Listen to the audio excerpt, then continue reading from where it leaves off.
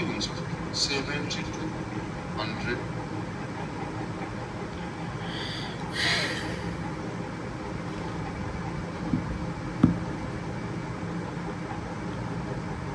कति हुन्छ 70 to 100 so नमस्ते सम्पूर्णमा म हजुरको आशिष सर एन्ड सो अब चाहिँ लास्ट टाइम आइसकेको छ है टुमोरो 11 बजे है मेडिकल फ्रेटर्निटी भनेको एमबीबीएस बीडीएस बी नर्सिङ लगायतका अल अफ द कोर्सेस है मेडिकल एन्ड प्यारामेडिकलको इक्जाम हुन गइरहेको छ टुमोरो एन्ड सबैलाई आफ्नो साइडबाट बेस्ट अफ लक हुन चाहन्छु I am wishing you the best of luck very best of luck and there is very important things to be noticed है इक्जाम्सको 3 आवर्स छ 3 आवर्सले that single sit of people will decide क्या भोलि तपाईँको आउने फ्युचर कस्तो हुन गइरहेछ करियर कस्तो हुन जान्छ so all of this things are be decided tomorrow है भोलि चाहिँ सबै थाहा हुन्छ क्या मेडिकल फिल्डमा छिर्ने हो कि अर्को फिल्डमा जाने हो कि so tomorrow will determine the भोलिको रिजल्टले चाहिँ थाहा पाउँछ क्या definitely tomorrow will be deciding your future so हजुरको जर्नी चाहिँ क्लास 11 देखि नै सुरु भएको थियो right you all have begun your very important journey from class 11 है हजुरले क्लास 11 देखि नै आफ्नो जर्नी सुरु गर्नुभएको थियो and now you came to the end है हजुर अब यहाँसम्म आइपुग्नु भयो कतिले 2 वर्ष ड्रप लिनुभयो होला कसैले 3 वर्ष ड्रप लिनुभयो होला कसै कोही फ्रेसर नै होला सो लिसन भेरी केयरफुली है इन्ड मिनटसम्म चाहिँ सुन्नु होला के भन्न गइरहेको छु भन्दाखेरि बबल फिल गर्दाखेरि मजाले सर्कलमा बबल फिल गर्नु होला पहिलो कुरा पटक एटलिस्ट इक्जामको बिचमा 2 पल्ट 3 पल्ट हजुरले चेक गर्नु होला either you are going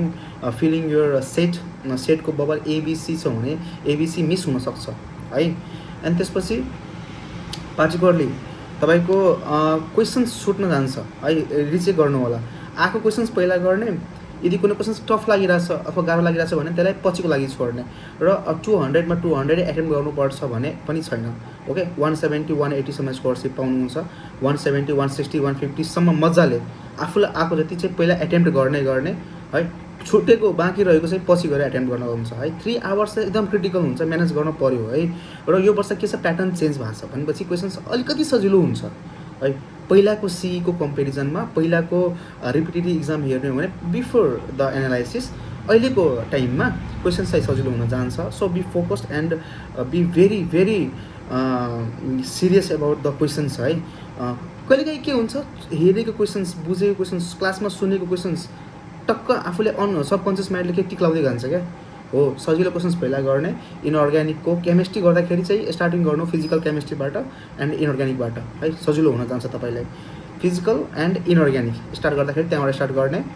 and organic चाहिँ लेटर गर्दा हुन्छ अथवा कसैले के हुन्छ भन्दाखेरि अर्ग्यानिक पहिला गर्ने अनि न्युमेरिकल पार्ट पछि गर्दा पनि भयो so these are the criteria to follow on त्यसपछि के हुन्छ कतिलाई जोलोजी स्टार्ट गर्ने कि सर बोटनी स्टार्ट गर्ने अफकोर्स जोलोजी छ इजी लाग्छ भने जोलोजीदेखि स्टार्ट गर्दा भयो होइन म बोटनी पढाएको छु म बोटनीमा कन्फिडेन्ट छु भने बोटनीबाट स्टार्ट गर्दा पनि भयो है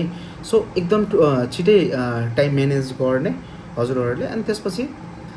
रेस्ट अफ द थिङ्स हजुरलाई थाहा नै छ है यदि कन्टेन्ट कभर गर्नुभएको छ पढ्नु भएको छ भने it will be very very easy for you to go with the flow but content cover गर्नु भएको छैन भने it will be a bit of tough for you also है सो ठिक छ लास्ट मिनटमा चाहिँ त्यही भन्नु पऱ्यो क्या लास्ट मिनटमा very very best of lock है सबैलाई एकदमै होइन सबैलाई एकदम धेरै हार्दिक बधाई र एकदम नमन भोलिको लागि 3 घन्टाको लागि र भोलि चाहिँ एमबिबिएसको इक्जाम छ एन्ड सेन्टरमा छिटै पुग्नु होला र दुईवटा कुरा एडमिट कार्ड ओरिजिनल अनि एनआइडी कार्ड पेपर छ भने ओरिजिनल लग्नु है दुईटै लग्दा पनि भयो है कुनै सेन्टर दुवै पनि चेक गर्दा भयो हुन्छ सो दुवै लगेको बेटर है दुवै लगेको बेस्ट हुन्छ ओके एन्ड कतिपय स्टुडेन्टले मलाई के कम्प्लेन गर्नु भन्थ्यो भन्दाखेरि सर ट्राभलिङ गर्न गाह्रो भइरहेछ भोलि सेन्टरमा कसरी पुग्ने पानी परिरहेको होला भने छाता लग्ने है भर्सक पठाउ बुक गर्ने छिटै पुग्ने सेन्टरमा आधा घन्टा 1 घन्टा पहिले पुगेको राम्रो ब्याग कहाँ राख्ने जुन पनि सेन्टरको छेउछेउमा क्याफे हुन्छ चिया खाने ठाउँ हुन्छ होइन पसल हुन्छ त्यहाँ आफ्नो ब्याग मोबाइल फोन र पैसा राख्दा भयो इफ सेन्टरले एलाउ गरेन भने है so these are the small things minor things but this do matter है त अनि लामो सास फेरेर इक्जामभन्दा पहिला एकदमै होइन मनन गरेर अनि स्टार्ट गर्दा हुन्छ क्वेसन्सहरू। बिचमा तिर्खा लाग्यो, हातमा पसिना आयो भने you can ask the tissue paper as well. सरसँग त्यहाँ इक्जाम हलमै सर हुनुहुन्छ, त्यहाँ चाहिँ मजाले मागेर आफ्नो हात पोस्दा भयो, पसिना आयो भने टिस्यु पेपर मागेर गर्दा भयो है। सर पेपर लगाउन पाउनुहुन्छ कि नै? पेपर लगाउन पाइँदैन है। सेन्टरभन्दा बाहिर निस्केपछि डिस्कस पनि नगर्ने, सेन्टरभन्दा बाहिर निस्केपछि डिस्कस पनि नगर्ने, आउने आफ्नो कोठामा आउने, पछि गएर डिस्कस गर्दा पनि भयो है। So it will be a hectic है, किनभने it's a very very competitive examinations. 18 देखि 19,000 स्टुडेन्टले फर्म भर्नुभएको छ, यतिकै अलिकति त्यो हुन जान्छ। बट 50 कट अफ निकाल्नु भने कट अफ 50% त यतिकै आउट हुन्छ है, 50% त यतिकै आउट हुन्छ, 50% चाहिँ उनीहरूको कट अफ या मेरिट लिस्टमा नाम आउँछ है। So these are the things to be analysed है। अरू कुरा चाहिँ के इम्पोर्टेन्ट छ भन्दाखेरि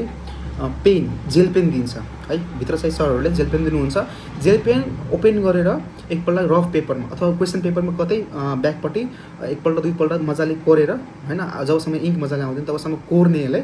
अनि कोरेर मजाले बबल फिल गर्ने कि बबल टच हुने गरी है। बबल भित्रबाट जहिले पनि बबल फिल गर्दाखेरि भित्रबाट बाहिर होइन कि बाहिरबाट भित्र फिल गर्ने, सजिलो हुन्छ। सर्कललाई मार्क गर्दै बाहिरबाट भित्र फिल आउट गर्ने, that will be very easy for you as well होइन। छिटो बबल चाहिँ के प्रेस गर्ने भन्दाखेरि बबल इक्जाम हलमा छिटै फिलअप गर्ने क्या, 10 देखि 15 मिनटमा बल फिलअप गरिहाल्ने। कसैको के हुन्छ बानी सुरुदेखि बबल फिल गर्दै हाल्ने, त्यो राम्रो हो है। सुरुदेखि बबल फिल गर्नु भनेको बेस्ट हो होइन। बिचमा होइन म सर केमिस्ट्री भ्याउँछु, फिजिक्स भ्याउँछु, बबल फिल गर्छु, हो त्यो पनि गर्दा पायो, तर विथ द फ्लो है। मेन्टेन गर्नु कि मलाई लास्टमा आधा घन्टा या 15 मिनट चाहिँ बाँकी रहोस् अरू कुराको लागि, चेकिङ क्रस चेकिङको लागि अथवा आफ्नो माइन्ड मेकअप गर्नको लागि कि यति गरेको छु यति गर्नु अझै बाँकी छ, त्यो लास्टमा 15 देखि 20 मिनट है। रिमेम्बर 15 देखि 20 मिनट लास्टमा राख्नु मजाले है त, त्यसको लागि। र